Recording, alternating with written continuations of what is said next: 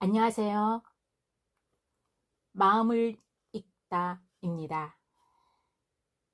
오늘 하루도 행복하셨나요?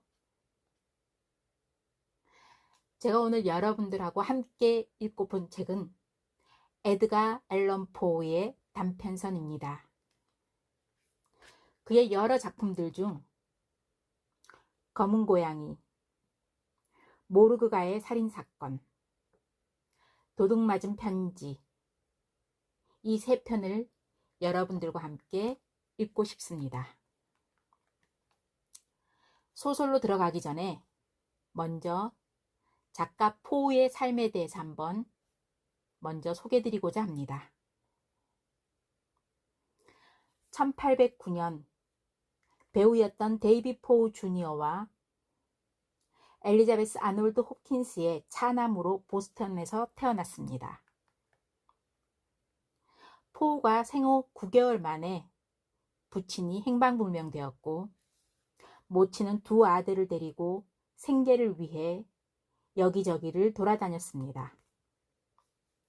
그런 고생 때문에 모친도 1811년 24살이라는 젊은 나이에 폐병으로 사망하고 말았습니다.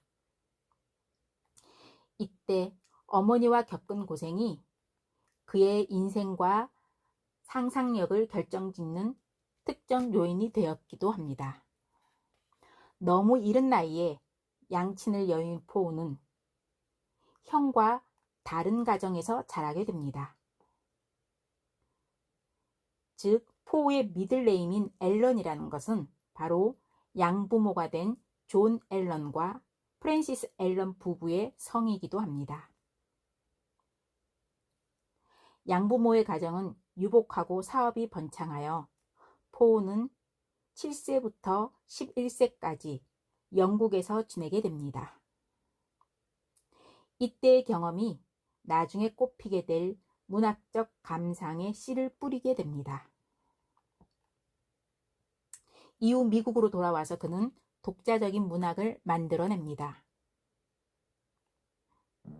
1827년에 양부와의 관계 악화로 생긴 울분을 풀려는 듯 고도로 미학적인 시집 태멀레인과 기타 시를 발표했습니다. 그리고 그의 대표적 시가 된 아라프가 들어있는 두 번째 시집을 1829년에 그리고 세 번째 시집은 1831년에 출판하게 됩니다. 그리고 이때부터 단편소설을 시작하여 1833년에 병속의 편지가 성공을 거두고 시인에서 소설가로 데뷔하게 됩니다. 단편에서 인정을 받은 포우는 리치몬드에서 서든 리터러리 메신저지의 주필로서 문예평론가로서도 활약하게 됩니다. 그로부터 왕성한 창작력을 발휘하여 수많은 작품을 쏟아내는데요. 1838년에 유일한 장편소설인 아더 고든 펌의 이야기를 발표합니다.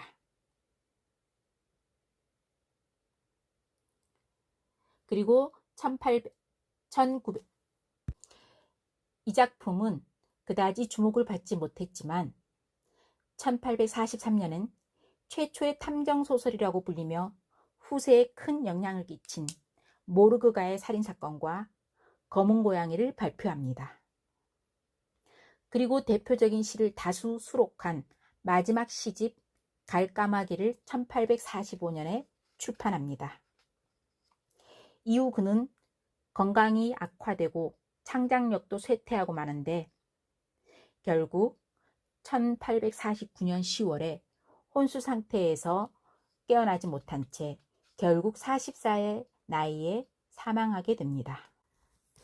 포우는 짧은 인생이었지만 시, 괴기소설, 추리소설, SF소설, 모험소설 등의 문학작품을 남겼으나 동시대 미국에서는 그다지 인정을 받지 못했습니다.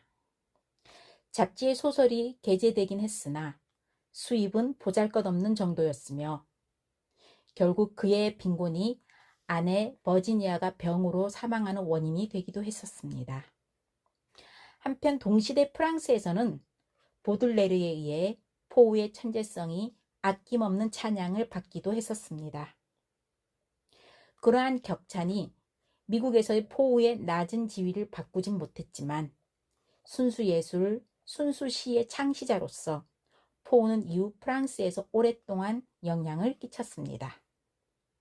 그리고 일본에서도 그의 추종자가 나타나 히라이 타로라는 소설가는 필명을 에드가와 람포라고 할 정도로 포우에게 심취했었다고 합니다. 그가 영향을 받은 문인은 바이런, 찰스 디킨스 등이며 그의 영향을 받은 작가로는 샤를 보들레르, 오스카 와일드, 도스토옙스키, 코난 도일, 스티븐 킹 등이 있다고 합니다. 검은 고양이. 내가 지금 쓰려고 하는 몹시 난폭하고 게다가 괴이한 이야기를 다른 사람에게 믿어달라고 간청하거나 기대하지는 않는다.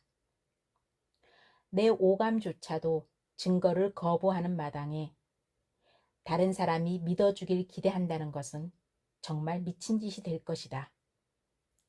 하지만 나는 미친 짓도 아니고 또 꿈을 꾸는 것도 아니다. 나는 내일 죽을 몸이다. 그래서 오늘 마음의 무거운 짐을 털어버리고자 하는 것이다. 지금 나의 의도는 어떤 가정에서 일어난 단순한 일련의 사건을 솔직하고 간결하게 구차한 설명은 빼버리고 세상 사람들에게 털어놓으려는 것이다.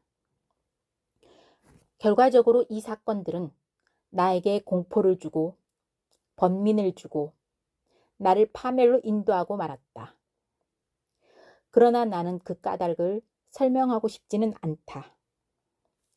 그 사건은 내게 오직 공포심을 주었지만 다른 사람들에게는 공포심보다는 오히려 기이하게 비춰질 것이다.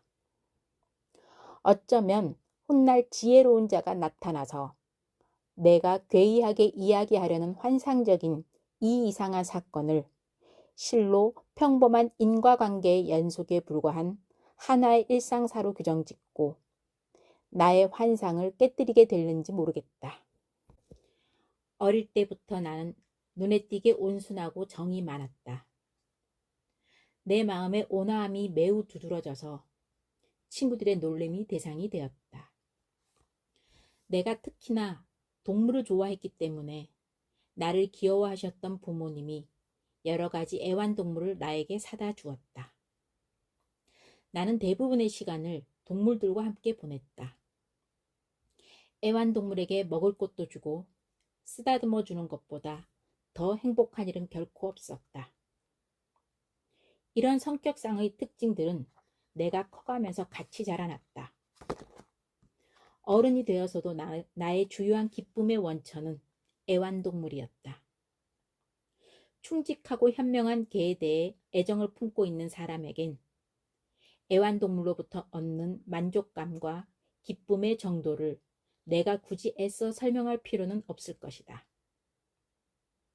자기 희생적이고 욕심 없는 동물에 대한 애정에는 뭔가가 있다. 이는 인간의 변변치 못한 우정과 경박한 충성과는 비교할 수 없는 사람의 마음으로 전해지는 사랑이다. 나는 일찍 결혼하였으며 아내의 성향이 나와 다르지 않다는 것을 알고 기뻐했다. 동물에 대한 나의 애정을 알고 나서부터 아내는 기회가 있을 때마다 내가 가장 좋아할 만한 애완동물들을 사오기 시작했다. 여러 가지 새와 금붕어, 개, 토끼, 작은 원숭이, 그리고 고양이를 기르게 되었다. 고양이는 매우 크고 아름다웠으며 몸 전체가 검은색이었는데 놀라울 만큼 영리했다. 어느 정도 미신의 영향을 받는 아내는 고대에 퍼져 있던 이야기를 꺼내어 검은 고양이는 원래 마녀의 변신이라고 자주 말하곤 했다. 내 아내가 여기에 대해 진지하게 받아들인 것은 아니었고 문득 생각나서 말하는 것뿐이었다. 고양이 이름은 플루토. 내가 가장 좋아하는 애완동물이자 같이 노는 친구였다. 플루토에겐 나 혼자서 먹을 것을 주었으며 집안 어디를 가더라도 나를 따라다녔다. 거리에까지 나를 따라오지 못하게 하는 일은 쉽지 않았다. 이런 식으로 나와 고양이의 우정은 몇 년이나 계속되었다. 하지만 그동안 지나친 음주 때문에 나의 기질이나 성격이 급격히 나빠지게 되었다. 날이 갈수록 우울해지고 짜증도 쉽게 내고 또 남의 기분은 신경을 쓰지 않게 되었다. 아내에게 욕을 퍼붓는가 하면 심지어는 폭력까지 휘둘렀다.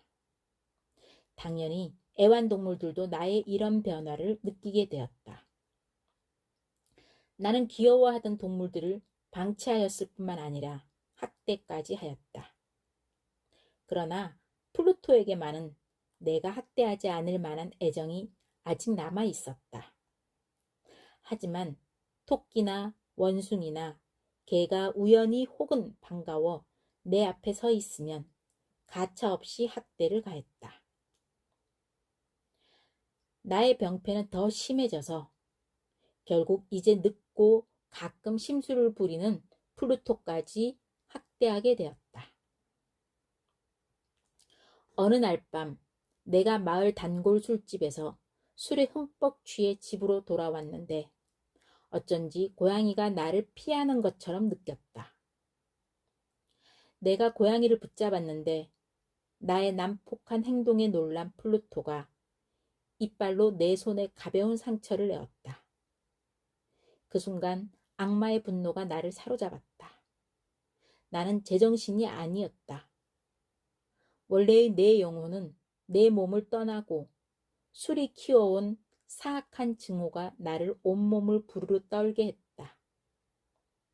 나는 조끼 주머니에서 주머니 칼을 꺼내어 불쌍한 고양이 목을 움켜잡고 천천히 고양이 한쪽 눈알을 도려냈다. 내가 저주받을 이 잔혹한 짓을 적고 있는 동안 낯이 뜨겁게 타오르고 몸이 부르르 떨린다. 아침이 되어 이성이 돌아왔을 때, 즉 밤에 잠을 자며 어젯밤 폭음의 분노가 없어진 뒤에 내가 저지른 잘못된 범죄에 대해 반절의 공포와 반절의 후회를 느꼈다. 그러나 그것은 기껏해야 미약하고 애매한 감정이었고 내 영혼은 변하지 않은 그대로였다. 또다시 나는 여전히 하루하루를 폭음으로 보냈고 내가 저지른 짓에 관한 모든 기억을 술로 지워버렸다. 그동안 고양이는 천천히 회복해갔다. 도려낸 눈은 정말 흉측한 모습이었으나 더 이상 통증을 느끼지는 않는 듯 보였다. 고양이는 전과 다름없이 집을 여기저기 돌아다녔다. 예상한 일이었지만 내가 다가가면 극도로 무서워하며 급히 도망쳤다. 예전의 애정이 상당히 남아 있어서 한때 나를 그렇게 좋아했던 고양이가 나를 싫어하는 것을 보고 처음에는 슬픈 심정이 들었다. 그러나 이런 감정은 곧 짜증으로 변해갔다. 마침내는 나를 최종적인 돌이킬 수 없는 파멸로 이끌려는 사악한 기운이 찾아왔다. 이러한 기운을 철학적으로 설명할 수는 없다. 그러나 나는 이것이 인간 내면의 원시적인 충동의 하나, 즉 인간의 특성의 방향을 제시해주는 불가분의 주요 기능 또는 감정의 하나라고 확신한다. 해서는 안 된다는 것을 알기 때문에 자기 자신의 남에게 약한 짓을 하고 바보스러운 짓을 몇백 번 되풀이하고 있음을 발견하지 않은 사람이 누가 있을까? 단지 우리가 그것을 그렇게 이해하고 있기 때문에 최선의 판단을 해볼 때 법을 위반하는 영속적인 경향을 우리가 가지고 있는 것은 아닌가? 그저 그것이 최선의 판단에 위배되는 것임을 알고 있기 때문에 그 올바른 판단을 배반하고 싶어지는 경향에 우리들은 늘 놓여 있는 것이 아닐까? 이러한 사악한 기운이 마침내 나의 마지막 파멸 단계에 찾아온다. 죄 없는 고양이에게 저지른 상처가 절정에 닿도록 한 것은 내 마음속에 번민을 주고 나의 본성에 폭력을 가져오고 악을 위해 악을 범하려는 이 불가해한 욕구 때문이었던 것이다. 어느 날 아침 나는 냉혹하게 고양이 목에 끈을 묶어 나뭇가지에 매달았다. 눈물을 흘리며 마음속에 가장 비통한 가책을 느끼면서 나는 고양이를 목매달아 죽였다. 고양이가 나를 사랑했다는 것을 알고 있었기 때문에 고양이가 나에게 해를 가할 만한 아무런 이유가 없다고 느꼈기 때문에 또 이렇게 하는 것이 죄를 짓는 것이라는 것을 알았기 때문에 고양이를 교살했다. 나의 영원한 영혼을 가장 자비롭고 가장 가공할 신의 자비심이 영역 밖으로 가져갈 그런 일이 있을 수 있다면 그 정도로 큰 죄악을 저질렀던 것이다. 잔인한 짓을 저지른 그날 밤 나는 불이야 하는 소리에 잠에서 깨었다. 침실 커튼에 불이 붙었고 집안 전체가 온통 불길에 휩싸여 있었다. 아내와 하녀 그리고 나는 가까스로 탈출했다. 집은 하나도 남김없이 모두 타버렸다. 나의 세속적인 재산은 모두 불길이 삼켜버렸다. 그 후 나는 절망에 빠져 신음할 수밖에 없었다. 나는 이 재난과 나의 잔혹한 행위 사이에 어떤 인과관계를 따져볼 만큼 약한 사람은 아니다. 그러나 어떤 있을 수 있는 관계를 불완전하게 내버려두고 싶지 않았고 단지 사실의 연속성을 자세히 기록하고 있을 뿐이다. 화재가 일어난 다음 날 나는 폐허로 변한 곳에 가보았다. 벽들을 한쪽만 제외하고 모두 무너져 버렸다. 남아있는 벽은 두껍지 않았는데 집의 중앙, 그러니까 나의 침대 머리맡을 지탱하고 있던 벽이었다. 석회가 잘 타지 않아 불을 견뎌낸 것이다. 사실 내가 보기에 최근에 새로 발랐기 때문인 것 같다. 이 벽에 많은 사람들이 모여 한 부분을 자세히 그리고 열심히 관찰하고 있는 듯 보였다. 이상하군, 신기하네 라는 말과 비슷한 다른 말들이 나의 호기심을 자극했다. 하얀 벽에 새겨 넣은 듯한 거대한 고양이의 상이 나타나 있었다. 그것이 주는 인상은 놀라울 만큼 정확했다. 고양이의 목둘레에는 밧줄이 있었다. 처음 이 유령, 난 그것을 그렇게밖에 생각할 수가 없었다. 그 유령을 보았을 때 나는 나의 경악과 공포는 엄청났다. 그러나 겨우 되돌아보며 마음을 가라앉혔다. 나는 집 근처 정원에 고양이를 목매달았던 일을 떠올렸다. 불이야 하는 고함 소리를 듣자마자 사람들이 곧 몰려왔을 것이다. 그리고 누군가가 밧줄을 끊고 고양이를 내려와 열린 창으로 내 방에 던져 넣었음이 틀림이 없다. 아마도 나를 잠에서 깨우려고 그렇게 했을 것이다. 다른 쪽 벽들이 무너지는 바람에 내 잔인함의 희생자인 고양이가 최근 바른 회반죽에 압착되었다. 벽의 석회분과 화염과 고양이의 시체가 발산하는 암모니아 분이 혼합되어 이러한 상을 만들어낸 것이다. 이와 같이 내가 자세히 추리해본 이 놀라운 사실에 대해 나의 이성에 납득시키려고 했으나 역시 그것은 내 상상력에 대해선 심각한 인상을 남기지 않을 수 없었다. 그 후 여러 달 동안 고양이의 환영을 떨쳐버릴 수가 없었으며 그 기간 동안 마음속에는 양심의 가책처럼 보이지만 뉘우치는 막연한 감정이 다시 내 마음에 돌았다. 나는 고양이를 없앤 것을 후회하게 되었고 그 때문에 자주 다니는 주점에서나 또 거리에서 그 고양이와 똑같은 종의 다른 고양이가 있나 살펴보았다. 어느 날 밤 싸구려 주점에서 술에 취해 앉아 있는데 그 주점의 중요한 가구에 해당하는 진이나 럼주를 넣어둔 술통 위에 쭈그리고 앉아있는 어떤 까만 물체가 눈에 들어왔다. 계속해서 줄곧 그 술통을 바라보고 있었는데 내가 좀 더 일찍 알아보지 못했다는 점이 놀라웠다. 나는 가까이 가서 그 검은 물체를 손으로 만져보았다. 그것은 검은 고양이였다. 플루토만큼이나 큰 이 고양이는 단지 한 가지만 제외하면 매우 플루토와 유사했다. 플루토는 흰털이 없었지만 이 고양이는 거의 가슴 전체가 흰색의 털로 덮여 있었다. 내가 손을 대자 곧 고양이가 일어나 목을 가르랑거리며 내 손에 몸을 비벼댔다. 그리고 내가 알아봐준 것이 기쁜 모양이었다. 이 고양이야말로 내가 찾고 있는 것임에 틀림이 없었다. 나는 곧 주인에게 이 고양이를 사고 싶다고 했다. 그런데 주인은 자기 것이 아니며 그것에 대해 아무것도 모르고 지금까지 본 일도 없다고 했다. 나는 고양이를 계속 쓰다듬었다. 그리고 집으로 갈 준비를 할 때 고양이도 나를 따라 나설 기미가 보였다. 집에 따라오도록 해주었고 돌아오는 길에 나는 몇 번이나 몸을 굽혀 고양이를 만져주었다. 집에 돌아온 후 고양이는 곧 길들여졌고 아내도 무척 귀여워했다. 그러나 곧 내 마음에 이 고양이에 대한 싫은 감정이 올라오는 것을 발견했다. 이것은 내 예상과는 정반대였다.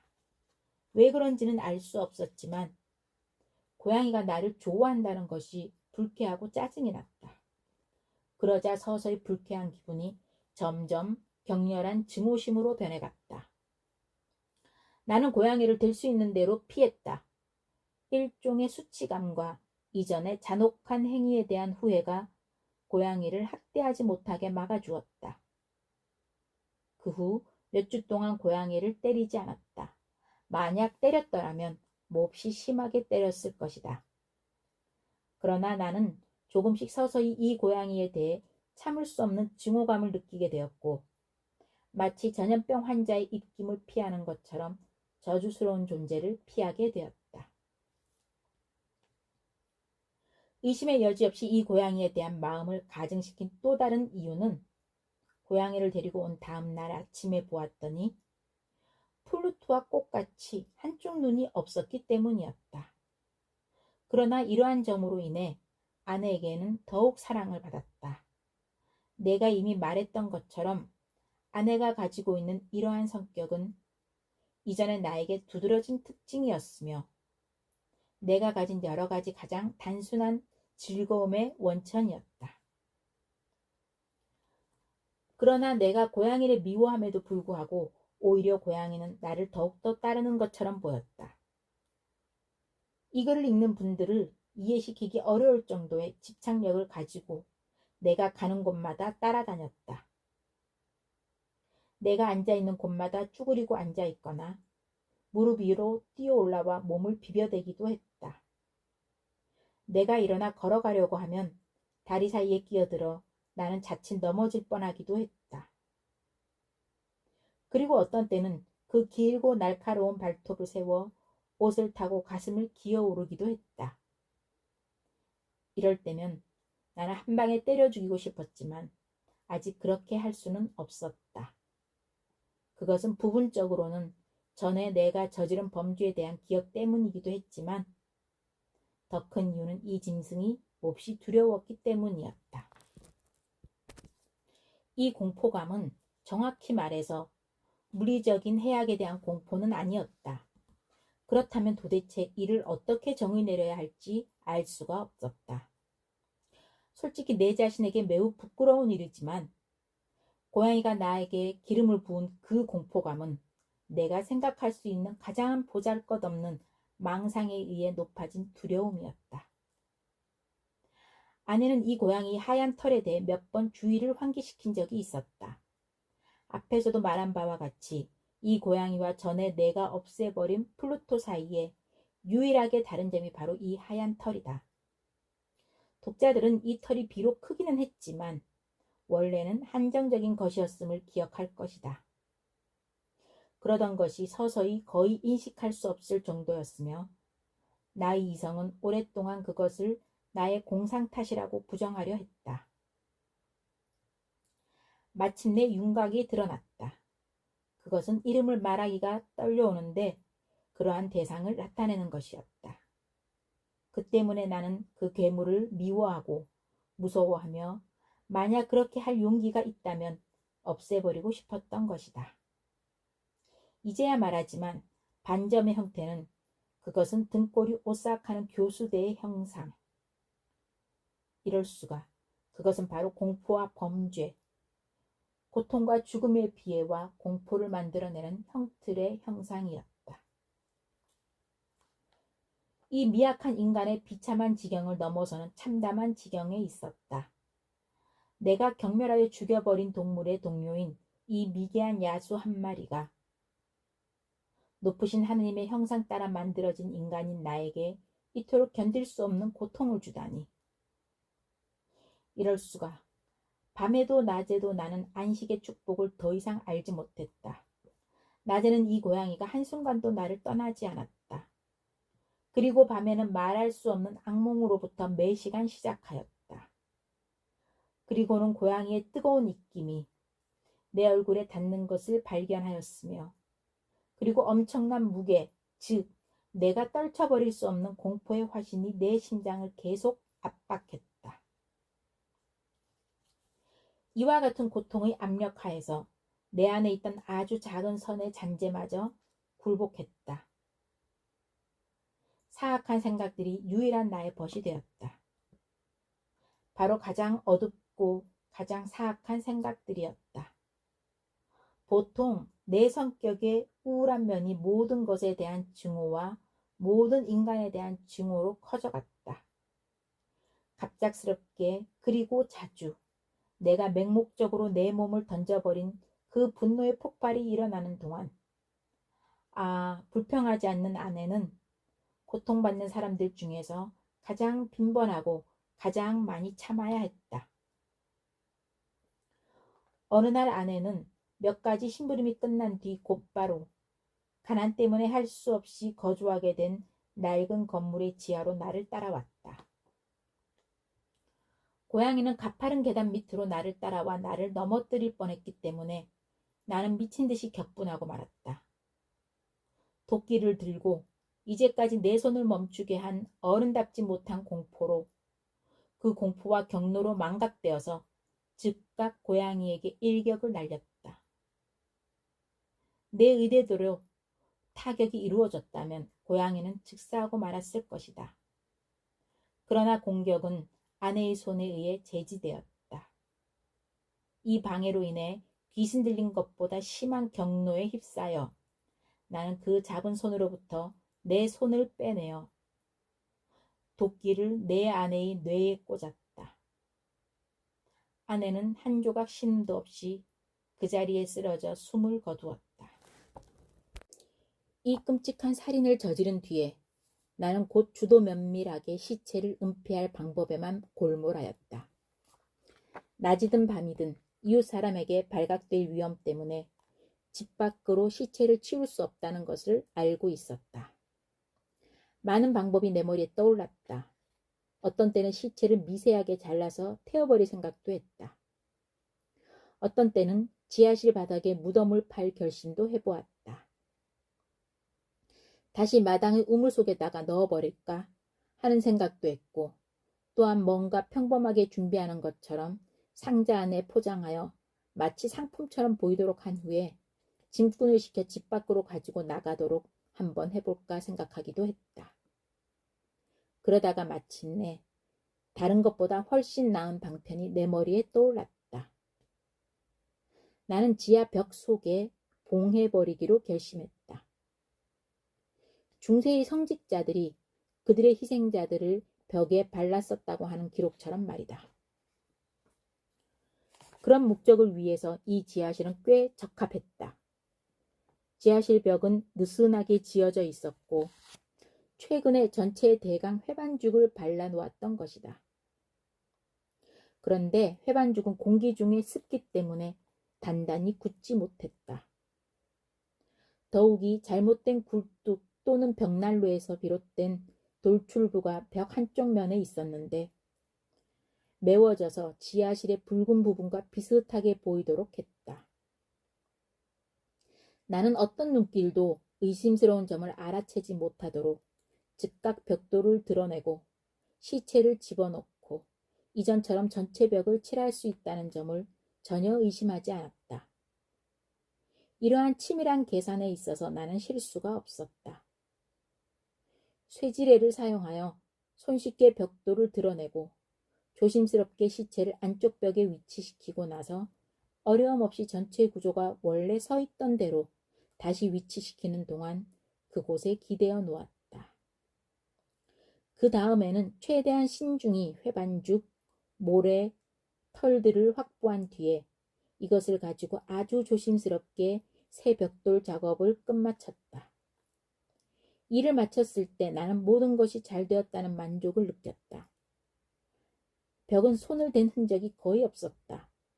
바닥에 있던 부스러기 하나도 최대한 꼼꼼하게 주었다. 나는 큰 승리를 거둔 것처럼 주위를 둘러보고 혼자 말했다. 이제 적어도 내 수고가 헛되지는 않았네. 그 다음 단계는 엄청난 불행의 원인이 된 그 짐승을 찾는 것이었다. 왜냐하면 나는 그놈을 반드시 죽이기로 확고히 결심을 했기 때문이다. 만약 그때 고양이를 발견할 수 있었다면 고양이의 운명은 의심의 여지가 없었을 것이다. 그러나 이 간교한 동물이 내 이전 분노의 폭력성에 대해 위기감을 느끼고 내 앞에 나타나지 않는 것처럼 보였다. 그 혐오스러운 짐승이 보이지 않는다는 사실이 내 가슴 속에 가져다준 깊고 다행스러운 안도감은 형용하거나 상상하기도 불가능하였다. 고양이는 그날 밤 나타나지 않았다.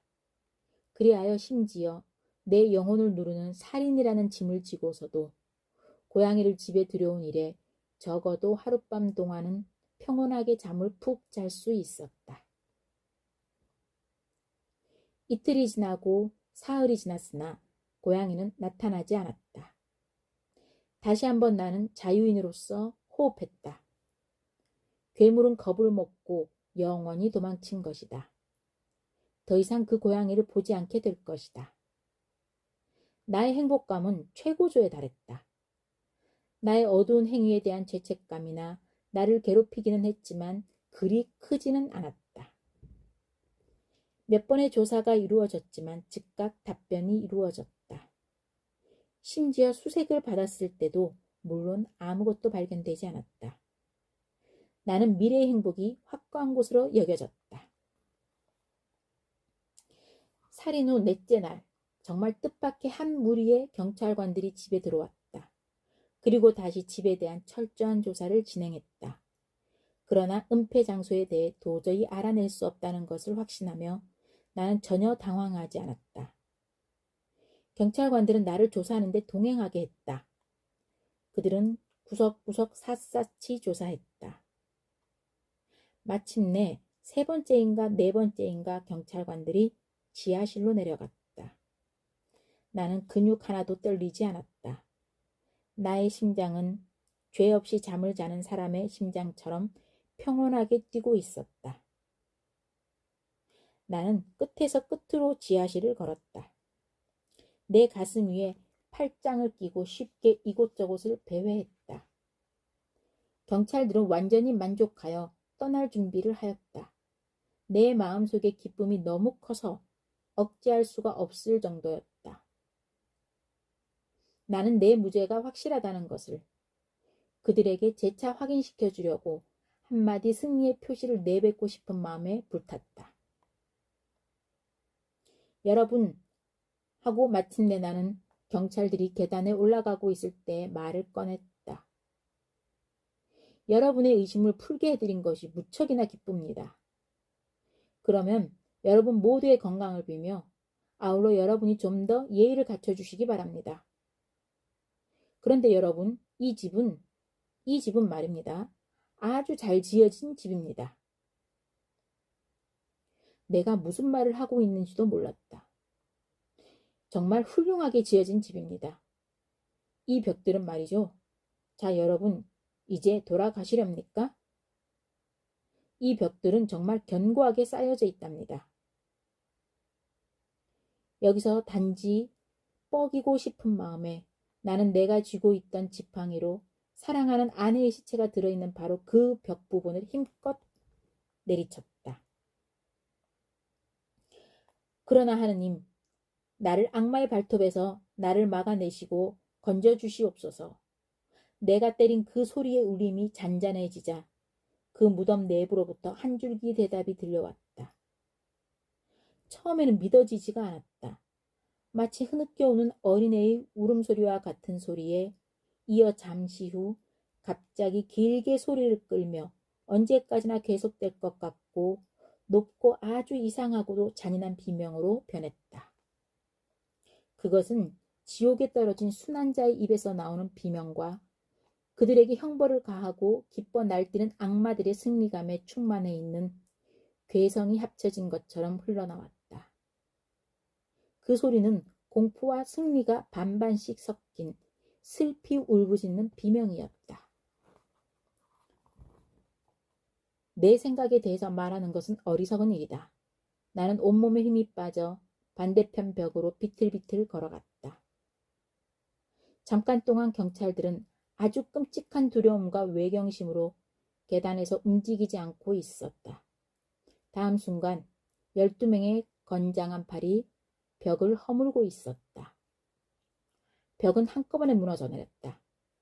이미 상당히 부패하고 엉긴 피가 굳어있는 시체가 지켜보는 사람들 바로 눈앞에 서 있었다. 그 시체의 머리 위에는 새빨간 입을 크게 벌리고 불같은 외눈을 가진 끔찍한 짐승이 앉아 있었다. 나를 살인하도록 만들었고 고발하는 목소리를 내어 내가 교수형을 당하도록 만든 것은 모두 이 고양이의 간계였다. 나는 그 괴물을 무덤 속에 발라버렸던 것이다. 도둑맞은 편지. 지혜에 있어서 지나치게 명민한 것보다 더 미운 것은 없다. 세네카. 1800년 가을, 거친 바람이 불던 어느 날 저녁, 막 어두워졌을 때 나는 파리의 포부르 생제르맹 디노가 33번지 4층에서 친구 오기스트 뒷판과 함께 그의 작은 서재 책 벽장에서 파이프 담배를 즐기며 명상에 잠겨 있었다. 우리는 적어도 1시간 이상 의미 있는 침묵을 지켰다. 우연히 이 모습을 본 사람에게는 방 안의 공기를 답답하게 하는 소용돌이치는 담배 연기 때문에 두 사람이 정신을 잃고 있는 것으로 보였을지도 모르겠다. 그러나 나는 그날 이른 저녁에 뒷판과 나 사이에 화제거리가 된 어떤 주제에 대해서 혼자 생각하고 있었다. 모르그 가이 사건과 마리 로제 살인사건에 관해서 논의하고 있었던 것이다. 그러므로 이때 방문이 열리고 오래된 지인인 파리시 경찰국장 G씨가 등장한 것을 나는 우연의 일치라고 생각했다. 우리는 그를 따뜻하게 환영했다. 왜냐하면 그는 경멸스러운 점도 있지만 남들을 즐겁게 하는 면도 있는 데다가 여러 해 동안 만나지 못했었기 때문이다. 우리는 컴컴한 방에 앉아 있었고 G가 방 안으로 들어오자 뒷방이 램프를 켜려고 일어섰는데 G 국장이 상당히 골칫거리가 된 공식적인 업무에 관하여 뒷방의 의견을 묻거나 조언을 들으러 온 것이라고 말하자 램프를 켜려다 말고 앉았다. 생각을 좀 해야 하는 문제라면 디팡은 쥐국장이 심지에 불을 켜는 것을 지켜보며 말을 꺼냈다. 그런 얘기는 어두운 데서 듣는 게 좋지. 자네는 또 말을 특이하게 하는군. 쥐국장이 디팡을 보며 이렇게 말했다. 그는 자기가 이해가 안 되면 무엇이든지 특이하다고 말하는 버릇이 있다. 그런 이유에서 쥐는 절대적으로 특이한 환경에서 사는 사람이다. 맞아. 디팡이 그의 방문객에게 담배를 주고 안락 의자를 그에게 밀어다 주며 말했다. 그런데 지금 어떤 점이 어려운 건가? 살인사건은 아니겠지? 내가 물어보았다. 아니, 이번엔 그런 것이 아닐세. 사건 자체는 좀 간단하지. 우리 경시청의 힘만으로도 훌륭하게 해결할 수 있다고 생각하지만 이런 사건이라면 디팡 자네가 궁금할 것 같아서 찾아온 걸세. 정말 특이한 사건이거든. 단순하면서도 특이하다고? 디팡이 되물었다. 아니, 그렇진 않아. 사건 자체는 아주 단순하지만 어떻게 손을 댈 수가 없거든. 우리로서는 몹시 난감한 사건이야. 그렇다면 자네를 난감하게 하는 것이 바로 그 단순함 때문이 아닌가? 도대체 무슨 말도 안 되는 소리를 하는 건가? 쥐국장이 큰 소리로 웃었다. 미스터리가 너무 간단할 수도 있다는 말이지. 디팡이 말했다. 맙소사, 누가 그런 생각을 들어봤겠나?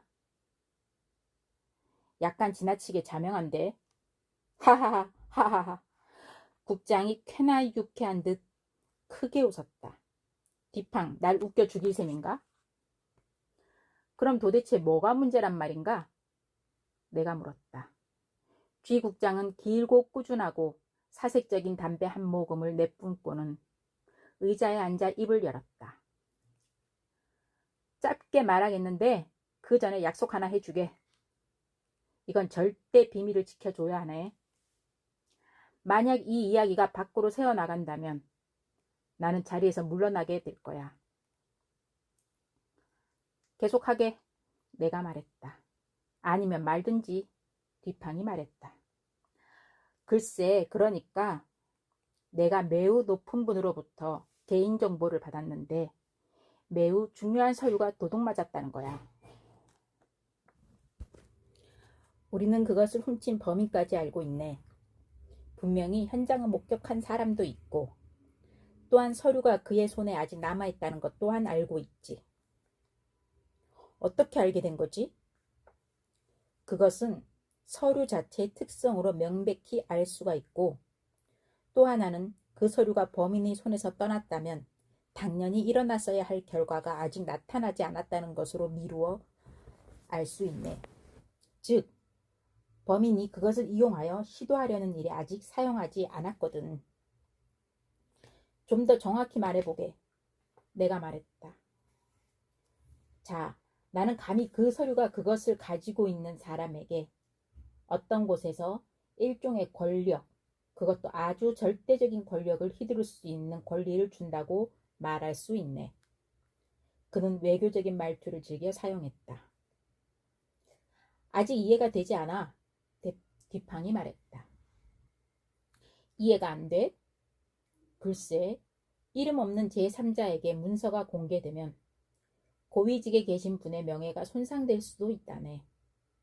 또한 그 서류를 가진 사람은 위험에 처한 그 고위 인사에 대해 아주 유리한 입장에 서게 해주지.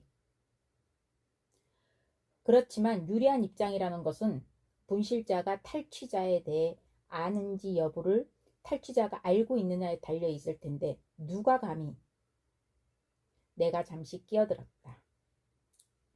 범인은 바로 인간다운 일이든 아니든 무엇이나 과감하게 저지르는 비장관이라네. 그리고 그 훔쳐낸 방법이 또한 교묘하고도 대담했지.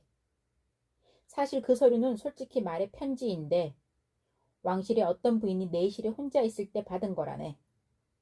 그 부인이 편지를 읽고 있었는데 그때 마침 높으신 다른 한 분이 찾아왔네. 부인은 서둘러 편지를 서랍에 넣으려고 했지만 그럴 수 없게 되자 부득이 원래 그대로 봉투가 열린 채로 책상 위에 올려놓았지. 그러나 주소가 위로 올라와 있었고 그래서 내용은 드러나지 않아 그 편지는 눈에 띄지 않게 되었지. 이때 공교롭게 D 장관이 들어온 거야. 살쾡이 같은 그의 눈이 곧 편지를 알아채고 주소와 필체를 보았지. 편지를 받은 부인이 당황하는 것을 보고는 그녀의 비밀을 알게 된 거라네. 장관이 보통 하던 대로 사물을 마친 뒤에 서둘러 지금 말하는 편지와 다소 비슷한 편지를 만들어서 원래 놓여있던 편지와 나란히 놓고 그리고 나서 15분 동안 다시 공물을 보았지. 결국 떠날 때 자신에게는 권리가 없는 편지를 테이블에서 가지고 나갔어.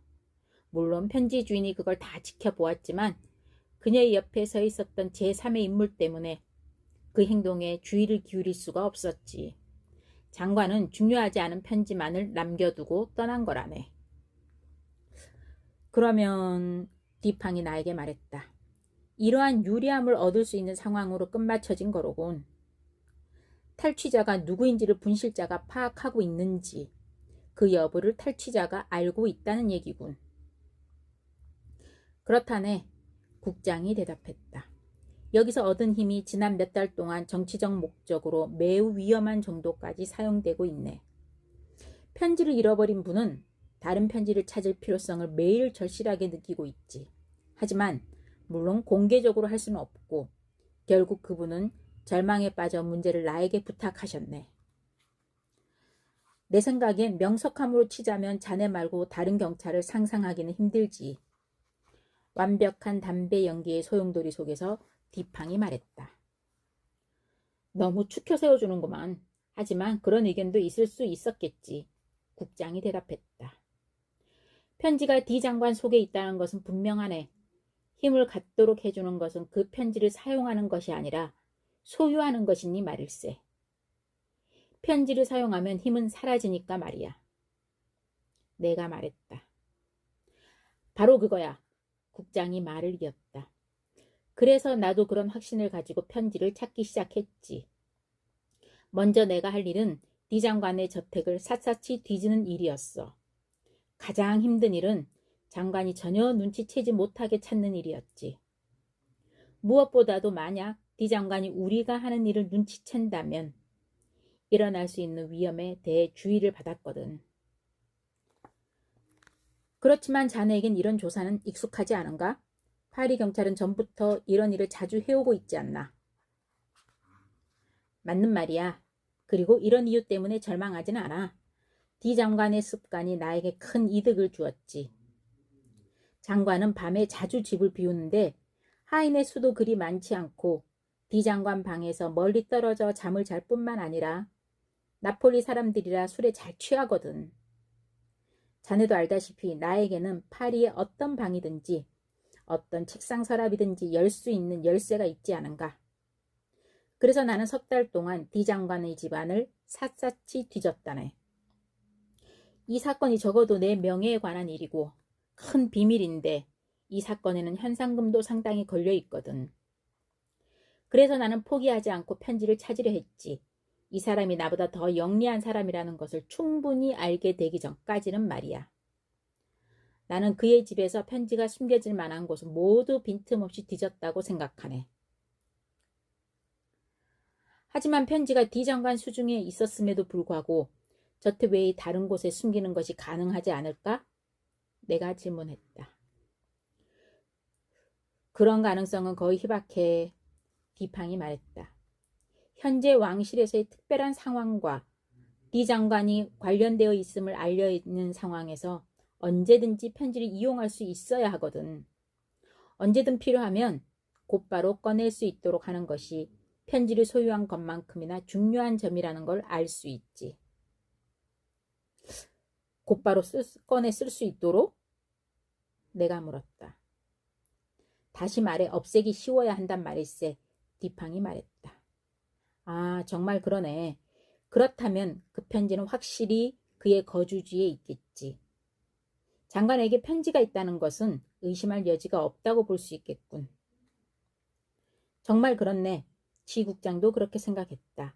그래서 강도로 가장하고 D 장관을 습격하여 2번이나 내가 샅샅이 그의 몸을 뒤져보았다네. 자네가 괜히 수고로 움직였을 수도 있네. 디팡이 말했다.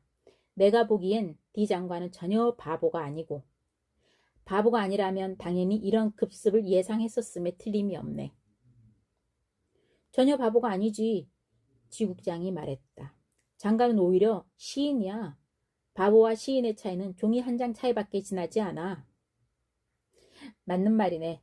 담배 파이프로부터 생각에 잠겨 한 모금 길게 빨고 난 뒤 디팡이 말했다. 내 스스로의 엉터리 시에 대한 미안함이 있긴 하지만 말이야. 아주 상세히 조사한 것 같은데 조사 방법을 좀 더 자세히 알려줘 보게. 사실 우리는 시간을 갖고 모든 곳을 뒤졌지. 나는 이런 일에 대한 경험이 많아. 건물 전체를 뒤지고 모든 방을 뒤졌지. 밤마다 일주일 동안 방 한 칸씩 뒤졌다네. 우리는 있을 만한 모든 서랍을 열어보았고, 자네도 알겠지만 나는 적절한 훈련을 받은 경찰에게 비밀 서랍 같은 것은 불가능하다고 생각하네. 바보가 아닌 다음에야 이런 식으로 조사하는데도 비밀 서랍을 놓칠 리가 없거든. 이런 건 매우 간단해.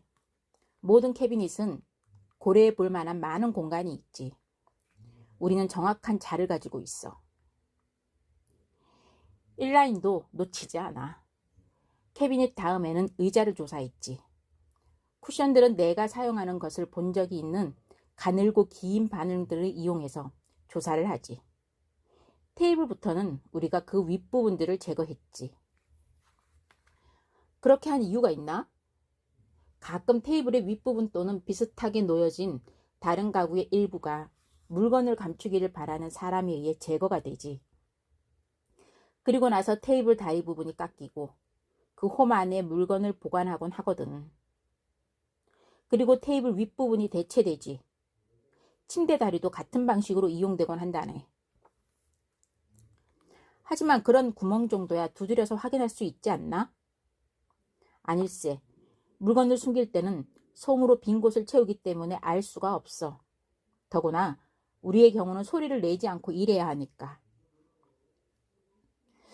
그러나 자네가 말한 방식대로 보관이 가능했을 모든 가구 하나하나를 다 조사하지 않을 수도 있지 않나. 편지는 똘똘 나선형으로 말아 넣을 수도 있고, 형태나 크기 면에서도 큰 뜨개질 바늘과 다르고, 이러한 형태로는 예를 들자면 의자의 가로대 같은 곳에 넣을 수도 있고 말이야. 모든 의자를 살펴본 건 아니지? 그야 그렇지. 하지만 그런 것을 찾기 위해선 좀 더 좋은 방법이 있네. 즉, 도수 높은 확대경으로 모든 가구의 연결 부분과 모든 의자의 가로대를 조사해 보았네. 최근에 상처가 난 흔적이 있으면 우리가 즉각 알아냈을 걸세. 조그만 흔적도 사과만큼 분명히 보이지 않거든. 접합에서 이상이 있거나 이음새가 특별하게 이어져 있다면 분명 알아냈을 거야. 내 추측으로는 자네가 거울의 앞뒤 판 사이도 조사해 봤을 것 같군. 그리고 커튼과 카펫뿐 아니라 침대와 침대복까지도 조사했을 것 같지. 물론이지. 그런 식으로 집안의 모든 가구를 하나하나 조사하고 나서 우리는 집 자체를 조사하기 시작했어. 우리는 전체 표면에 숫자를 붙여 구획으로 나누었지. 그 어느 것도 놓치지 않으려고 말이야. 그리고 나서 우리는 큰 저택 전체를 각 평방 인치별로 정말 조사를 했다네. 그전처럼 현미경을 가지고 바로 옆에 있는 두 집까지도 말이야. 옆에 있는 두 집까지? 정말 수고가 많았군. 내가 소리쳤다. 정말 고생했지. 그렇지만 제한된 포상금이 매우 컸거든. 집 주위 땅까지도 포함한 건가? 응, 다행히도 땅에는 블록이 깔려 있었기 때문에 비교적 어려움은 없었어. 블록 사이에 있기를 조사했는데 손대지 않았다는 걸 알았지. 그럼 D 장관의 서류와 책장 안에 든 책도 살펴본 건가? 물론 모든 포장물과 꾸러미를 열고 모든 책을 열었을 뿐만 아니라 모든 경찰관들이 하듯이 흔들기만 한 것이 아니라 책은 한 장씩 모두 넘겨보았지. 그리고 가장 정교한 도구를 가지고 모든 책의 두께를 측정하고 현미경으로 매우 정밀하게 조사했지. 만약 최근 묶여진 책에 손을 댄 자국이 있었다면 결코 놓치지 않았을 거야. 바인더로부터 나온 책 대여섯 권은 우리가 바늘로 세심히 조사를 했으니까. 양탄자 밑에 마루는? 당연히 했지. 우리는 모든 카펫을 제거하고 현미경으로 바닥을 조사했지. 그럼 벽지는? 물론. 지하실도 조사했나? 응, 조사했네. 그렇다면 자네가 잘못 생각했고, 자네의 생각과는 달리 편지가 집안에 있는 것이 아니자는가. 내가 말했다. 나도 그렇게 생각하네. 그런데 디팡, 대체 내가 어떻게 하면 좋겠나? 쥐 국장이 힘없이 말했다. 더 철저하게 집안을 다시 조사해야지. 그건 정말이 쓸데없는 일이네. 쥐 국장이 말을 이었다. 편지가 이미 뒤저택 없다는 것은 내가 이렇게 숨을 쉬고 있는 것만큼이나 확실하다고. 나로서는 해줄 말이 더 좋은 조언은 없네. 디팡이 말했다. 그런데 쥐, 자네는 그 편지의 특징을 자세히 알고 있나? 물론이지. 쥐 국장은 수첩을 꺼내어 그 편지의 내부와 외부, 특히 외부의 특징을 1분가량 크게 읽어주었다. 크게 읽은 뒤 곧 쥐 국장은 맥이 빠진 듯 힘없이 돌아갔다. 나는 그 멋진 사나이가 이렇게 실망한 모습을 본 적이 없다. 그로부터 한 달쯤 지난 어느 날, 쥐 국장은 또다시 우리를 찾아왔고 우리는 그 사건에 관해 전처럼 몰두하고 있음을 발견했다. 그는 자리에 앉아 담배를 피우며 일상적인 대화를 하기 시작했다. 내가 먼저 말을 꺼냈다. 여보게 쥐, 도둑맞은 편지는 어떻게 되었나? 디 장관을 도저히 당해낼 수 없는 사람이라고 판단한 것 같은데. 그 사람 참, 그래 맞네. 디팡 말대로 다시 한번 집안을 샅샅이 뒤져봤지. 하지만 역시 내 생각대로 인력 낭비였지. 그런데 그 편지를 찾아내어준다면 현상금은 도대체 얼마였지? 자네가 얘기했던가? 디팡이 물었다. 아주 엄청나다네. 확실한 금액을 이 자리에서 말하고 싶진 않지만 이것만은 내가 큰 소리 칠 수 있어. 즉, 나에게 그 편지를 찾아주는 사람이 있다면 누구든지 내 이름이 적힌 수표로 5만 프랑을 주겠네. 사실 편지는 날이 갈수록 더 중요해지고 있지. 그래서인지 현상금도 배로 늘었네. 그러나 나는 그 상금이 3배로 늘어난다고 해도 이 이상의 일은 할 수가 없어. 알았네. 디팡이 파이프 담배를 빨다가 끌듯이 말했다. 자, 그런데 쥐, 나는 이 문제에 대해서 자네가 충분히 노력했다고 생각하지 않네. 좀 더 노력이 필요한 것 같은데? 어떻게? 어떤 방법으로? 가령 말일세, 이 문제에 대해서 남의 의견도 좀 참작하는 게 어떨까? 자네, 에버넷이 이야기를 알고 있나? 담배를 피우며 디팡이 말했다. 에버넷이? 그런 걸 내가 어떻게 알아? 그럴지도 모르지. 그러나 내 말 좀 들어보게. 아주 옛날 아주 인색한 부자가 있었는데 이 부자는 어찌나 인색했던지 자기의 병치료도 좀 공짜로 해볼 생각이었지. 그래서 어느 날 의사를 만나 이 얘기 저 얘기 주고받다가 슬쩍 자기의 병 증세를 마치 가상인물의 이야기처럼 했네. 우리가 생각하기에 증세가 이러이러하다고 생각합니다. 선생님이라면 그런 병에 어떤 약을 처방하시겠습니까? 그도 제가 물었지. 의사의 처방을 받게, 확실하게 라고 에버넷이가 말했지. 하지만 나는 남의 충고를 기꺼이 받아들일 각오를 하고 있네. 그리고 어떤 사례라도 하지. 쥐 국장은 약간 당황한 듯 말했다. 지금 이 문제로 나를 도와주는 사람에게 누구든지 5만 프랑을 정말로 주겠네. 그렇다면 디팡은 잠깐 말을 끊고 서랍에서 수표책을 꺼냈다. 지금 나에게 그 금액을 주는 것이 좋겠네. 이 수표에 이서해주면 그 편지를 넘겨주겠네. 나는 깜짝 놀랐다. 쥐 국장은 완전히 벼락에 맞은 듯이 보였다. 몇 분 동안 그는 아무 말도 하지 않고 움직이지도 않은 채로 있었다. 입을 쩍 벌리고 내 친구는 못 믿겠다는 듯이 바라보았고 눈알이 금세 튀어나올 것처럼 보였다. 하지만 의견상 정신을 좀 수습하고 나서 펜을 들어 몇 번 멈추었다가 멍한 시선을 보내다가 마침내 5만 프랑짜리 수표에 서명을 해서 뒷팡에게 건네주었다. 뒷팡이 이를 조심스럽게 살피고 자신의 지갑에 잘 보관하였다. 그러더니 책상 서랍을 열고 편지를 꺼내어 주의국장에게 건네주었다. 이 공무원은 미친 듯이 기뻐하며 편지를 열고 떨리는 손으로 편지를 받아 내용을 읽어보더니 미친 듯이 문 쪽으로 달려갔다.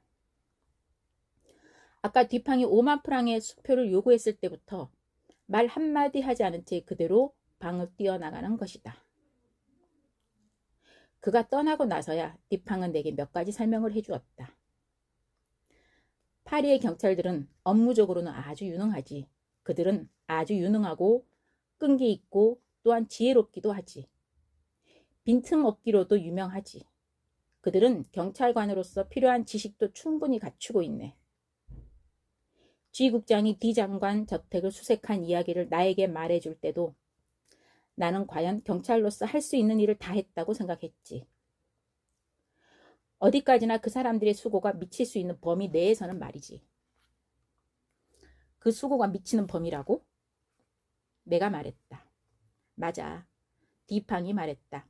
선택된 방법은 이러한 종류로는 최선이었을 뿐만 아니라 그야말로 완벽했지. 그 수색 범위 안에 있었다면 분명 경찰들이 발견했겠지.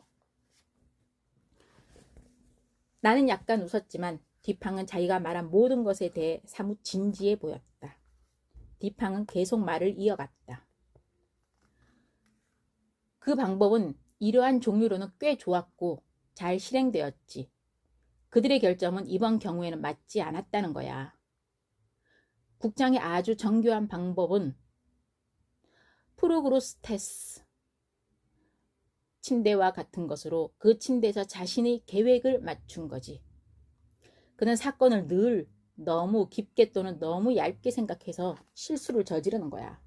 이번 경우는 국장보다 더 나은 추리력을 가진 초등학생들이 많을 거야. 나는 8살짜리 꼬마를 알았는데 이 아이는 홀수, 짝수 게임에 뛰어다니면서 세계적으로 유명해졌다네. 이 게임은 간단해서 마블을 가지고도 게임을 하지.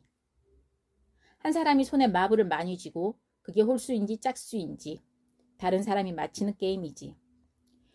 예측한 것이 맞으면 그 답을 맞힌 사람이 이기는 것이고 틀리면 지는 거지. 내가 말한 이 아이는 학교에서 마블을 다 따서 가졌어. 물론 이 아이는 알아맞히는 몇 가지 원리를 가지고 있지. 그 원리는 단지 관찰하고 상대방의 기민함을 알아보는 거지. 가령 상대방이 아주 어리석은 아이라면 그가 짝수냐 홀수냐 하고 물을 때 내가 말한 그 아이가 홀수라고 대답하고 지게 되지. 그러나 두 번째는 이 아이가 이겨. 왜냐하면 그 아이는 혼자 이렇게 생각하거든.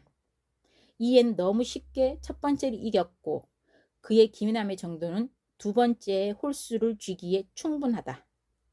그래서 두 번째는 나는 홀수라고 해야겠다. 그런데 첫 번째 애보다 한 단계 더 똑똑한 바보는 우선 이렇게 생각해 본다네. 내가 처음에 홀수라고 추측을 했고 두 번째는 첫 번째 바보처럼 홀수에서 짝수로 바꾸고 싶은 마음이 들겠지. 그러나 이것은 너무 단순한 변화이므로 결국 첫 번째와 마찬가지로 짝수로 할 거야. 이번에는 짝수에 걸고 이 아이가 이긴다. 아이의 친구들은 이 아이의 추리력을 운이라고 말하지만 최종 분석에서 이것은 무엇일까? 그러니까 단순히 추리자의 지적 능력을 상대방에 맞게 일치시키는 거지. 내가 말했다. 맞았네. 뒷팡이 말을 계속했다. 그래서 그 아이에게 나는 다시 물었지. 네가 알고 있는 힘과 상대방의 힘을 일치시키기 위해서 어떻게 하겠니? 라고 묻자 그 아이는 곧 상대방이 지혜로운가, 바보인가, 착한 사람인가, 누가 얼마나 사악한가 또는 그 순간에 무엇을 생각하고 있는지를 알고 싶을 때는 내 얼굴 표정을 최대한 상대방과 동일하게 맞추고 내 마음에 어떤 생각이나 감정이 떠오를 때까지 기다립니다라고 대답하더라고. 이 아이의 반응이야말로 라 로슈푸코나 라 보기브 또는 마키아벨리, 캄파넬라와 같은 현인에게서 나오는 지혜의 바탕이라네. 내가 자네 말을 이해했다면 맞추는 사람의 지적 능력이 상대방의 지적 능력과 일치시키는 것은 상대방의 지적 능력을 재는 것이 얼마나 정확한지에 달려있다는 거지. 내가 말했다. 실질적인 가치는 이 점에 달려있는 거지. 뒷팡이 답했다. 국장과 국장 부하들은 첫째로 이런 일치시키는 능력이 없어서 빈번히 실패하였고, 상대를 잘못 계산하거나 또는 계산하지 않았기 때문에 계속 실패했던 거지. 이 사람들은 자신들만의 독창적인 아이디어만을 생각한 거라고. 그리고 어떤 숨겨진 것을 찾을 때 자신들이 숨겼을 만한 곳을 찾지. 이 사람들의 독창적인 능력은 일반인의 능력을 충실히 대변한다고 할 수 있지. 그러나 범인의 교활함이 특징 면에서 이들보다 다양할 때는 이 범인은 물론 그들을 속이게 되지. 그래서 자신보다 위에 있는 경우는 항상 이런 일이 생기고 밑에 있을 때도 많이 생기게 되지. 그들은 조사에 있어 원칙적인 다양성이 없어. 기껏해야 어떤 특별한 긴급 상황에 의해 강요될 경우, 즉 어떤 특별한 대가가 주어질 경우에만 자신들의 원칙은 손대지 않고 오래된 관행을 확장 또는 과장하거든. 예를 들자면 D 장관과 관련하여 행동의 원칙을 다양화하기 위해 한 일이 무엇인가? 구멍을 뚫고 조사하고 두드려보고 현미경으로 세세히 조사하고 건물을 등록된 평방인치로 나누는 것이지.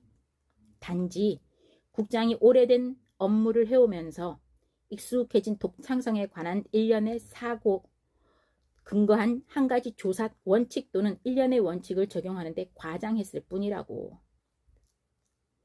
자네도 국장이 모든 사람이 편지를 숨기려 할 때 정확히는 송곳 구멍으로 뚫은 의자 다리는 아니지만 적어도 어떤 일상과 다른 홀이나 구석에 숨기는 것을 당연하다고 생각하는 것을 보았자는가.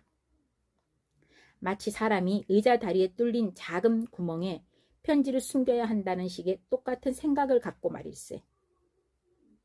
또 그렇게 수고하는 것까지 보지 않았는가.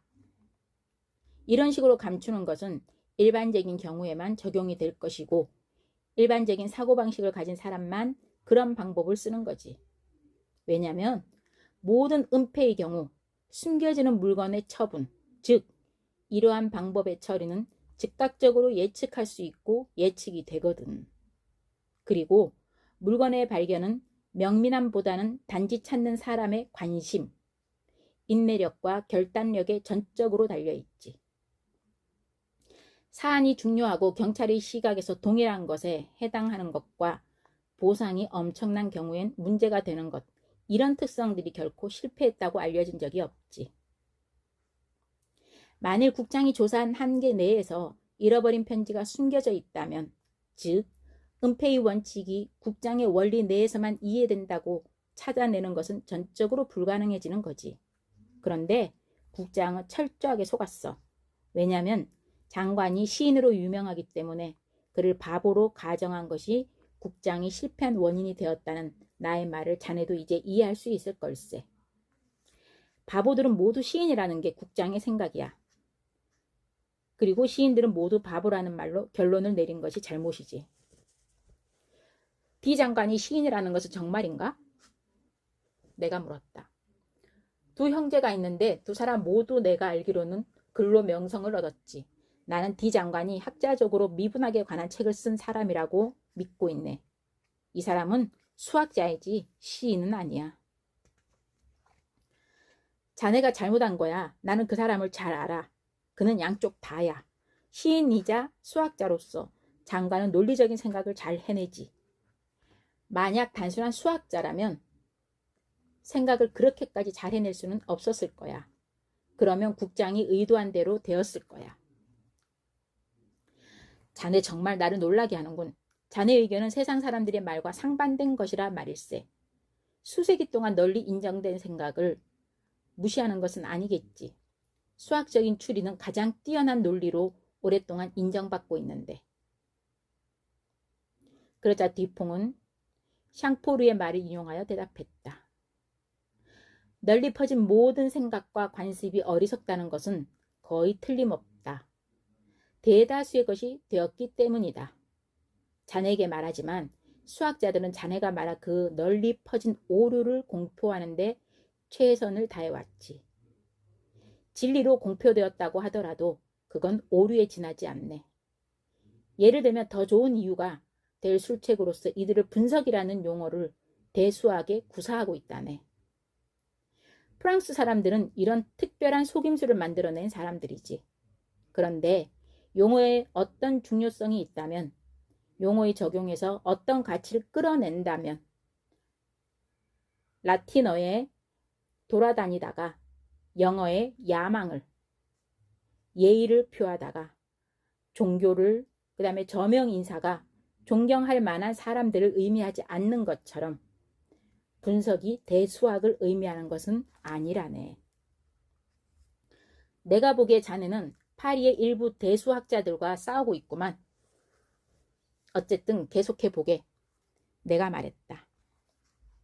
나는 추상적으로 논리적인 것을 제외하고 어떤 특별한 형태로 양식되는 논리의 가치와 그 이용 가능성을 부인하네.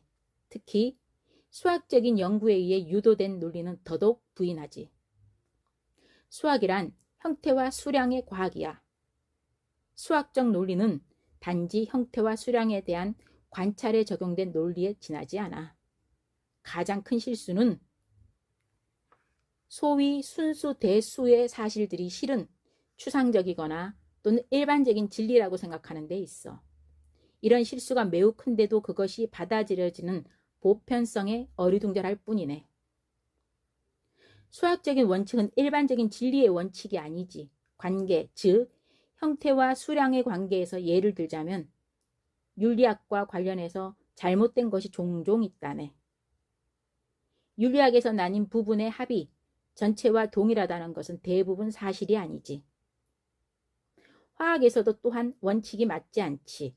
원칙이 성립하지 않을 때의 동기를 고려해보면 각각의 가치를 가진 두 동기가 합쳐지더라도 반드시 두 가치 합은 아니지. 형식과 수량의 관계에 내에서만 진리인 수학적 원칙은 무수히 많네.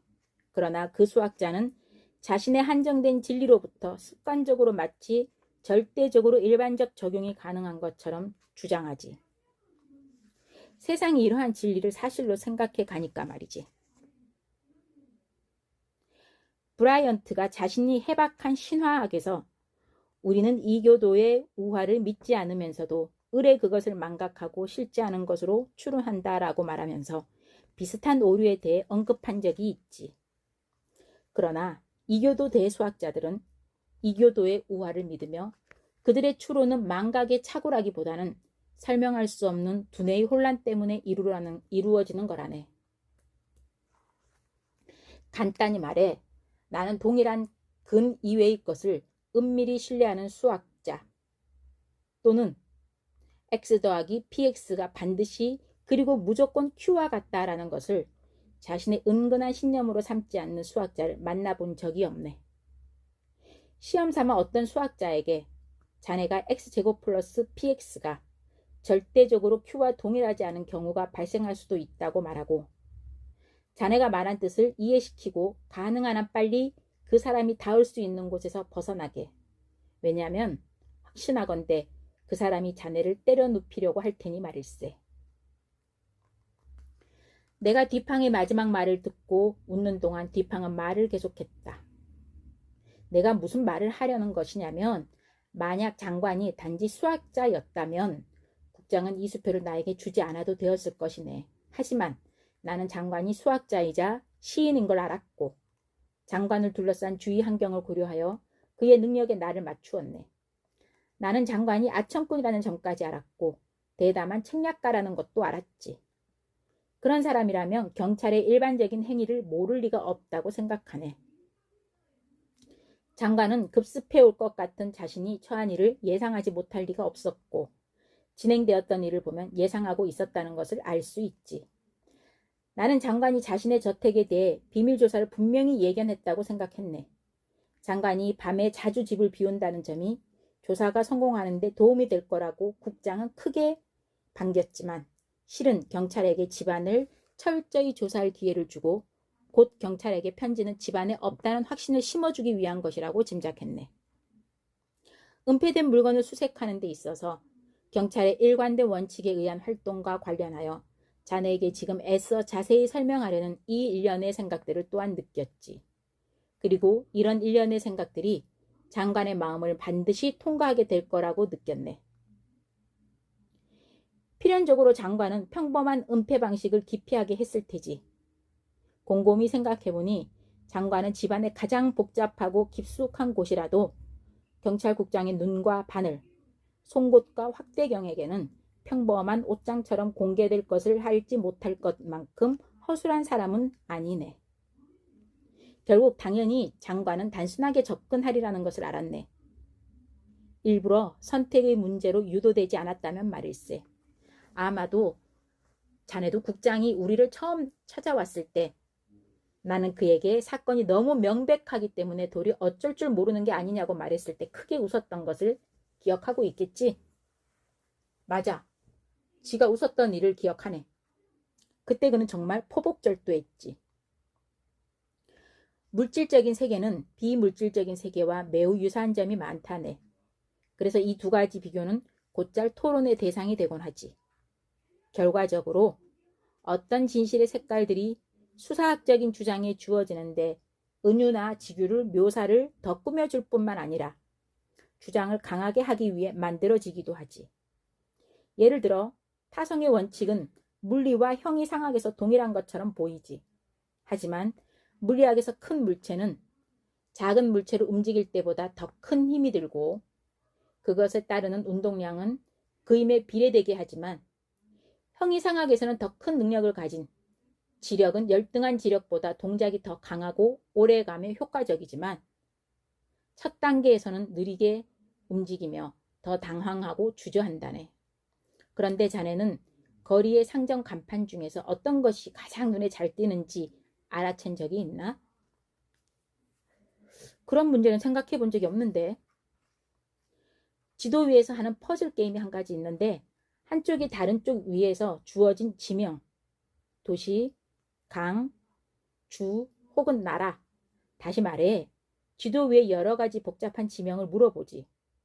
초보 게임자는 보통 세세한 지명을 불러줘서 상대를 당황하게 하려고 하지만 게임에 익숙한 사람은 지도 한쪽 끝에서 다른 쪽 끝까지 크게 적힌 글자를 불러주지. 이런 것들은 지나치게 크게 쓰인 거리의 간판이나 광고처럼 너무 분명하기 때문에 사람들의 눈에 띄지 않게 되지. 그리고 이런 물리적인 간과는 지나치게 명백한 생각은 알아차리지 못하고 지나가 버리는 정신적인 부주의와 정확히 유사한 것이네. 그러나 이것은 국장의 이해를 넘어서는 것이거나 혹은 그 이하의 것으로 보이네. 국장은 장관이 세상 사람들이 알지 못하도록 하는 최선의 방법으로 세상 사람들 코앞에 편지를 두었을 수도 있다는 가능성을 결코 생각하지 못했지. 디 장관의 대담하고도 저돌적인 뛰어난 교묘함을 깊이 생각하면 할수록 이렇게 확신하게 되었네. 즉 장관은 편지를 감추기 위해서 그것을 감추려 애쓰지 않았다는 것을 보여줘야 한다는 영리함을 확신하게 되었네. 그의 교묘함은 그가 유용한 목적으로 그것을 사용하고자 할 때 늘 수중에 있어야 한다는 사실과 편지가 경찰국장의 의례적인 수색 범위 내에 숨겨지지 않았다는 경찰국장 자신의 결정적인 증거에 기반을 두네. 어느 화창한 날 아침 이런 생각으로 가득 차서 나는 녹색 색안경을 준비하고 우연을 가장하여 장관 집을 방문했지. 나는 디 장관이 집에 있는 것을 보았네. 그는 평소처럼 하품하고 노고내하고 권태의 극에 달한 척 연기하고 있더구만. 그는 아마 살아있는 사람 중 가장 에너지가 넘치는 사람인데도 말이지. 단 아무도 그를 보고 있지 않을 경우에만 말이지. 장관에게 맞추기 위해 나는 시력이 나쁘다고 투덜거리며 안경을 써야만 한다고 한탄했지. 안경을 쓰고서 나는 대화에 집중하는 척하며 주의 깊게 그리고 철저하게 온 집을 관찰했다네. 가장 가까이 있는 큰 책상에 나는 특별한 주의를 기울였지. 이 책상은 장관이 앉는 곳이며 악기 한두 개와 책 몇 권과 함께 잡다한 편지나 기타 서류를 모아두는 곳이야. 오랫동안 매우 주의 깊게 조사를 해본 끝에 나는 특별히 의심을 살 만한 점을 발견하지 못했지. 결국 집안을 돌던 중에 내 시선이 마분지로 된 하찮게 보이는 편지통에 멈추게 되었다네. 그것은 벽난로 근처에 지저분한 파란색 리본이 달려 있었지. 서너 칸으로 나뉘어진 이 통에는 대여섯 장의 명함과 한 통의 편지가 있었네. 편지는 흙이 묻어 있고 구겨져 있더군. 처음 보고 나서 쓸모없는 편지처럼 찢어버리려다가 그만둔 것처럼 가운데가 찢어져 있었네. 편지에는 커다란 봉인이 있었는데 D라는 봉인이 있었고 아주 작게 쓴 여자 글씨로 D 장관 앞으로 보내온 것이더군. 그 편지는 편지 꽂이 윗칸에 아무렇게나 던져져 있는 것처럼 보이더군. 나는 보자마자 이 편지가 내가 찾는 편지라는 결론을 내렸네. 확실히 겉모양은 국장이 우리에게 그렇게도 소상하게 설명해 주었던 것과 근본적으로 달랐네. 봉인은 크고 검고 D 장관 이름으로 되어 있었지. 그런데 국장이 말해준 것은 작고 붉은색의 S 가문의 문장이었지. 이 편지 주소는 조그맣고 여성이 쓴 거지만 국장이 말한 주소는 어느 왕실 사람이 쓴 대담하고 분명한 필적이라고 했지. 단지 크기만 일치할 뿐이었어. 이 정도의 큰 차이를 보이는 지저분한 편지와 그 더럽고 찢어진 상태는 장관의 정돈하는 습관과 맞지 않지. 그리고 편지를 보는 사람이 쓸모없는 서류로 잘못 생각하도록 하려는 의도가 강해 보였네. 이것들은 모든 사람이 눈에 띄도록 두드러진 상황과 더불어 내가 내린 결론과 정확히 일치했지. 이러한 점은 수색의 임무를 띈 사람에게는 큰 의심을 불러일으키는 것이지. 나는 가능한 한 오랫동안 방문 시간을 끌었네. 내가 잘 알고 있는 화제에 관해 장관과 열띤 토론을 하며 그의 흥미를 불러일으키면서도 나의 관심은 그 편지에 계속 머물고 있었지. 조사하면서 나는 편지의 겉모습과 편지통에 어떻게 꽂혀 있는지를 기억해 두었지. 그리고 확실한 사실을 알았는데 편지 모서리를 살펴보면서 그곳 필요 이상으로 구겨진 것을 보았지. 두꺼운 종이를 접는 기구로 한번 접어 눌러 다시 반대 방향으로 접어 본래 모양과 같은 주름과 모서리가 생긴 찢어진 겉모습이었네. 이 발견으로도 충분했지. 편지는 장갑처럼 뒤집어져 반대 방향으로 다시 봉한 것이 확실했지. 나는 장관에게 인사를 하고 금으로 만든 담뱃갑을 테이블 위에 두고 곧 떠났지. 다음날 아침 나는 담뱃갑을 찾으러 갔다가 다시 전날의 대화를 꽤 열성적으로 나누었네. 그렇게 열중했는데 권총 소리 같은 큰 소리가 창문 아래에서 들렸고 이어 무서운 비명소리와 놀란 군중들의 소리가 들려왔네. 장관은 창 쪽으로 다가가 창문을 열고는 밖을 보았네. 그 사이 나는 편지꽂이로 다가가 편지를 꺼내어 내 주머니에 넣고는 그곳엔 복사품으로 대체했지. 그것은 내가 집에서 주의 깊게 만든 것으로 빵으로 만든 봉인을 이용해 디기호를 흉내냈다네. 거리의 소요는 구식 보병총을 가진 정신 이상자의 소행이었네. 부인들과 아이들 가운데서 발사했지만 탄알이 없어 쏜 것으로 밝혀지자 그자는 정신 이상자이거나 주정꾼으로 간주되어 곧 풀려났네. 그 사내가 떠난 뒤 D는 창가에서 돌아왔고 나는 물건이 시야에 있는 것을 확인하고 즉시 그를 따라갔지. 곧 나는 그에게 작별 인사를 하고 나왔어.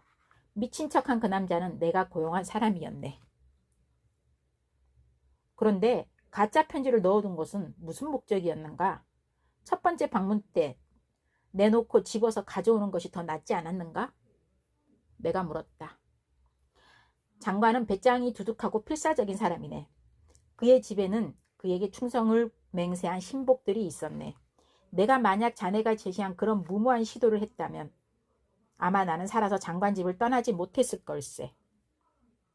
선량한 파리 시민들은 더 이상 내 소식을 듣지 못했을 것이네. 하지만 이런 고려 이외에도 나에겐 다른 목적이 있었네. 내가 특정 당파의 정치적인 호감을 가지고 있는 것은 자네도 알 것이네. 이 문제에서 나는 그 부인이 속한 당의 당원으로 행동하고 있었지. 18개월 동안 장관은 그 부인을 자신이 수중에 두고 있었네. 이제 그녀가 그를 손안에 두고 있지. 편지가 자기 수중에 없는 걸 모르고 장관은 예전처럼 계속 횡포를 부리겠지. 이렇게 해서 장관은 곧 정치적 파멸을 자초하고 그의 몰락은 갑자기 찾아올 거야. 지옥으로 떨어지는 것은 매우 쉽다고 하네. 그러나 다른 경우도 있지. 카탈리나가 성악에 대해 말한 것처럼 내려가는 것보다 올라가는 것이 훨씬 쉬울 수도 있지. 하지만 지금은 떨어지는 자에 대해서 아무런 동정도 추호의 연민도 없네. 장관은 무서운 괴물이며 부도덕한 천재라네. 하지만 고백하건대 국장이 어떤 제3자라고 지칭했던 그 부인에게 역습을 당하며 내가 장관을 위해 편지꽂이에 넣은 이 편지를 펴보게 될 때 그의 생각이 정확히 어떨지 너무 궁금하네. 무슨 특별한 거라도 넣어두었나? 그냥 흰 종이를 넣어두는 것은 그를 모욕하는 것 같아 하지 않았네. 장관은 언젠가 빈에서 나에게 못된 짓을 한 적이 있었는데 그때 나는 장관에게 웃음을 보이며 기억을 해두겠다고 말했지. 장관은 자신을 능가한 사람이 누구인지 분명 궁금하게 생각할 것이기 때문에 내가 단서를 주지 않는 것은 예의가 아니라고 생각했지. 장관은 내 필체를 잘 알고 있으니까 나는 빈 종이의 중간에 이렇게 적어두었다네. 이렇게 무참한 계획은 아트레에겐 어울리지 않고 티에스트에게 어울린다. 크레비용의 아트레에 나오는 말이네. 참고로 티에스트는 아트레의 부인을 유혹한 죄로 추방을 당했고 아트레가 화해를 청하여 술자리를 베풀고는 티에스트의 두 아들을 죽여서 그 인육을 그에게 먹인 뒤 사실을 말하며 복수했다는 그리스 신화입니다. 이를 프랑스의 시인 크레비용이 극화했습니다. 들어주셔서 감사합니다.